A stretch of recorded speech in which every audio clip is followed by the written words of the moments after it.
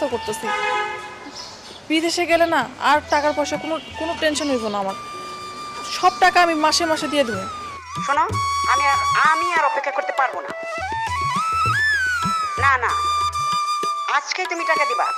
Hello hello আপা, hello.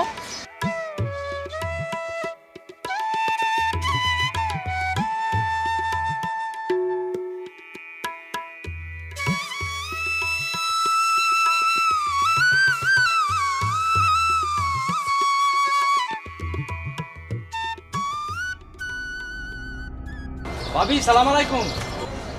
ওয়ালাইকুম আসসালাম। ভাবি কেমন আছেন? আছি, ভালোই আছি। লাল শাড়ি পরছেন, আপনার তো খুব সুন্দর লাগতেছে ভাবি। কিছু বলবেন?